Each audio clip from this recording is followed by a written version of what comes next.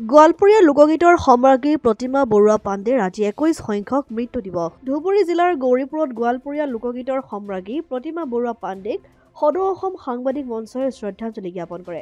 কালজয়ী গোৱালপৰীয়া লোকগীতক জনপ্ৰিয় কৰি তোলা এইগৰাকী বিশিষ্ট শিল্পীক আজি সোঁৱৰিছে ৰাজ্যবাসীয়ে। সমান্তৰালভাৱে গৌৰীপুৰৰ ৰাজ পৰিয়ালৰ জীয়াৰী গোৱালপৰীয়া লোকগীতৰ সম্ৰাজ্ঞী প্ৰতিমা বৰুৱা পাণ্ডেক শ্ৰদ্ধাৰে সোঁৱৰিছে সদৌ অসম সাংবাদিক মঞ্চই। প্ৰতিমা বৰুৱা পাণ্ডে আছিল গৌৰীপুৰ ৰাজ পৰিয়ালৰ প্ৰখ্যাত হাতী বিশেষজ্ঞ প্ৰকৃতিশ চন্দ্ৰ বৰুৱাৰ কন্যা আৰু ভাৰতীয় চিনেমাৰ পিতামহ দেৱদাস খ্যাত চলচ্চিত্ৰ পৰিচালক প্ৰমথেশ চন্দ্ৰ বৰুৱাৰ ভতিজী। তেখেতৰ অৱদানক শলাগ লৈছে সদৌ অসম সাংবাদিক মঞ্চৰ সদস্যসকলে।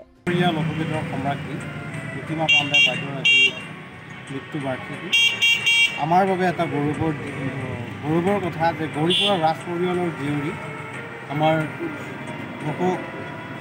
লোকগীতৰ সম্ৰাজ্ঞী প্ৰতিমা পাণ্ডে বৰুৱা বাইদেউৰ আজি মৃত্যু বাৰ্ষিকী আমি সদৌ অসম সাংবাদিক মঞ্চই আজি গৌৰীপুৰ স্থিত যি লাইব্ৰেৰী আছে লাইব্ৰেৰীৰ সন্মুখত আমাৰ প্ৰতিমা পাণ্ডে বাইদেউৰ যি মূৰ্তি আছে আমি ইতিমধ্যে সদৌ অসম সাংবাদিক মঞ্চৰ বিষয়ববীয়া আমি ইতিমধ্যে মাল্য অৰ্পণ কৰিলোঁ আৰু শ্ৰদ্ধাঞ্জলি জ্ঞাপন কৰিলোঁ। আমি আজি এই চেগতে ক'ব বিচাৰোঁ যে আজি 21তম মৃত্যু বাৰ্ষিকীৰ দিনাই প্ৰতিমা পাণ্ডে বৰুৱা বাইদেউক আমি শ্ৰদ্ধাৰে সোঁৱৰিছোঁ আৰু আগত আমি দেখা পাইছোঁ যে বিদ্যালয় বা মহাবিদ্যালয়সমূহত আজিৰ এই দিনটোত মৃত্যু বাৰ্ষিক উপলক্ষে বহুত অনুষ্ঠান আয়োজন কৰিছে, কিন্তু আজিকালি আমি খুব কম দেখা পাওঁ এই ধুবুৰী জিলাখনত। অন্ততঃ দুৰ্ভাগ্যজনক আমাৰ বিষয়ে, আমাৰ বাবে দুৰ্ভাগ্যজনক কথা।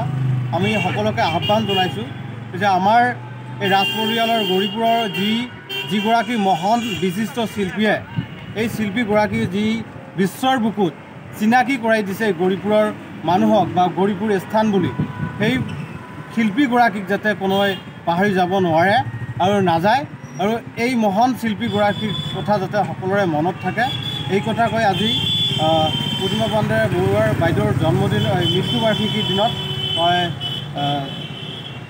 শ্ৰদ্ধাঞ্জলি জ্ঞাপন কৰিলোঁ আৰু শ্ৰদ্ধাৰে সোঁৱৰিছোঁ। ধুবুৰীৰ পৰা ওমৰ ফাৰুক শ্বেখৰ ৰিপৰ্ট, অসম আদিত্য।